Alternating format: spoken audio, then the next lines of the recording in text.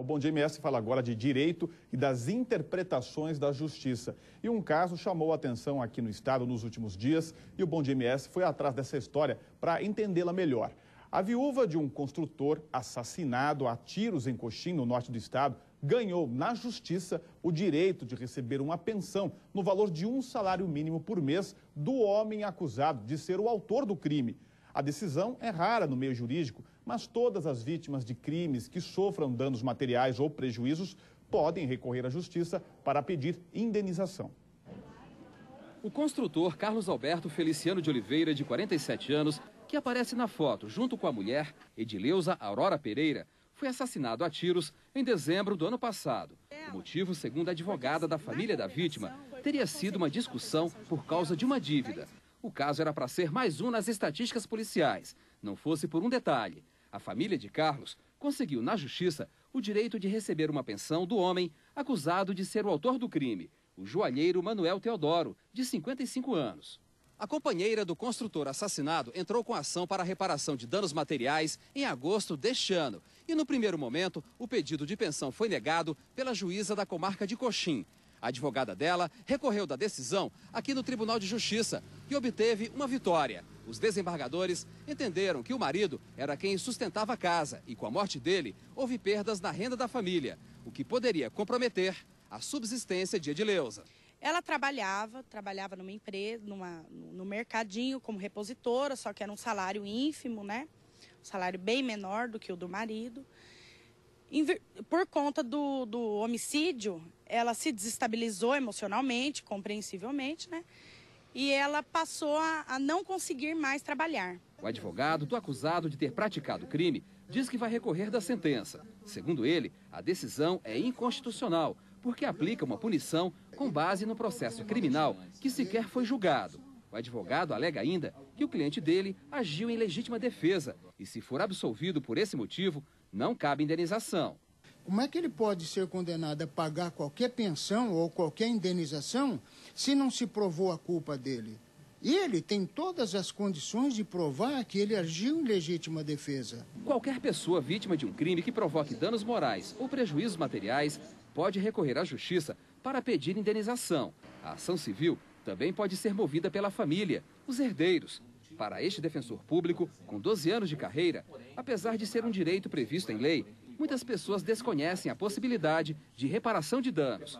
Daí a surpresa diante de decisões como essa. E os motivos de sentenças tão raras vão desde a falta de informação até o medo das vítimas de entrar na justiça contra os acusados. É um direito das pessoas, pouco manejado na prática, pela minha experiência de defensor público. É raro ver esse tipo de situação, mas é perfeitamente possível. Basta que o interessado realmente procure o advogado, procure o defensor para dar início a essa ação de reparação.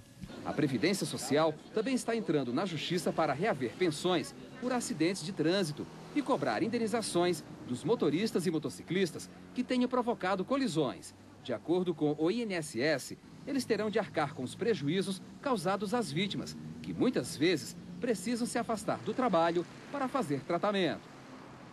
O INSS informou que já está investigando alguns casos e deve entrar com ações na justiça para pedir às pessoas que provocaram acidentes o ressarcimento de valores pagos às vítimas, caso a culpa seja comprovada. No caso de Edileuza, mostrado na reportagem, a justiça ainda não definiu a data e o período do pagamento da pensão.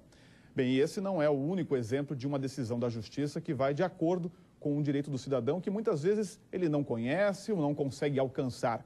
Em agosto deste ano, por exemplo, o Supremo Tribunal Federal decidiu, a partir de um caso aqui de Mato Grosso do Sul, que aprovados em concursos públicos dentro do número de vagas têm direito à nomeação.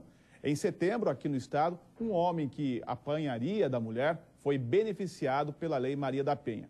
Bem, sobre decisões como essas, eu converso aqui no estúdio com o presidente da Associação dos Magistrados de Mato Grosso do Sul, o juiz Olivar Conilhão. Bom dia, obrigado pela presença. Bom dia, Pegando o caso do construtor que foi assassinado, né, o advogado do acusado colocou uma situação interessante. Ele foi condenado ou obrigado a pagar a pensão sem que haja ainda a comprovação da culpa. Como que é o entendimento nesses casos? Acho que a primeira coisa que deve se destacar é que em casos como esse, onde temos eventuais vítimas de crimes, a população não é acostumada a seguir os seus direitos, a procurar os seus direitos, porque normalmente a agressão à família, a agressão à vítima é tão grande, o que eles querem é distância da situação. Então, por isso, não é uma situação muito comum. Contudo, o que a gente tem que pensar é o seguinte: apesar do processo ainda não ter acabado, apesar do processo ainda não ter findado, existem indícios que aquela pessoa teria sido o autor do crime. E aquela viúva, no caso, ela não pode ficar sofrendo enquanto o processo pode estar correndo. Como disse o defensor, não são casos que acontecem com frequência. Não são casos frequentes. A Justiça tem, para dar esses novos entendimentos sobre vários casos, onde que a Justiça se ampara, além, é claro, da lei? Existem casos que a legislação ela é clara sobre a situação. E como eu coloquei, a população ela não está acostumada, até porque existe toda uma agressão pessoal, uma agressão em relação à família. Contudo, o que tem se percebido, e essa é uma tendência, é que estão ocorrendo julgamentos com base em princípios. Esses princípios são trazidos da Constituição e princípios que a própria população já está acostumada com eles, mas por vezes também não explicita. As pessoas têm esses princípios das suas religiões, a grande maioria das religiões tem princípios que são princípios comuns, e esses princípios por vezes também são trazidos da Constituição, que por sua vez são utilizados nas decisões. A sociedade, a opinião pública acabam influenciando a decisão do juiz, do desembargador em casos como esse? O juiz e o desembargador, eles são pessoas comuns, eles são pessoas da cidade, eles são pessoas do Estado. Eles, é claro que estão dentro dessa comunidade e procuram levar as suas decisões de acordo com o entendimento da sociedade. O que o juiz não faz, o que o desembargador não faz, é por vezes dar uma decisão contra a lei em alguns casos. Eu vou lhe dar um exemplo que é muito claro e para o juiz é um motivo de aflição muito grande. Nós temos processos criminais onde a pessoa é confessa, onde a pessoa é condenada, mas ela sai do julgamento em liberdade. Aí você me pergunta, como que a pessoa confessa, é condenada e sai em liberdade? Porque o juiz é obrigado pela legislação existente a deixar que essa pessoa fique em liberdade até o trânsito em julgado. Então nós, por vezes, entendemos e devemos seguir o entendimento do que diz a sociedade, contudo temos um limite, que esse limite é a lei. É a lei que está prevista. Em relação a esse caso do homem que teria sido vítima da própria mulher e que a lei da Penha, que em tese foi criada para proteger a mulher, acabou beneficiando o homem que era vítima. Isso também é perfeitamente possível. Esse caso, na verdade, é um caso, foi uma decisão dada aqui em Mato Grosso do Sul pelo desembargador Dorival Pavan, se não me falha a memória, e este é um caso possível também baseado nos princípios. Por quê? Porque se nós temos uma proteção para a mulher na Lei Maria da Penha, nós temos uma proteção ainda maior que é para a família. E se no caso, quem estava sendo agredido, quem estava sendo vítima de violência era o marido, ele também pode ser protegido. Porque a justiça, o judiciário, ele tem que proteger as pessoas.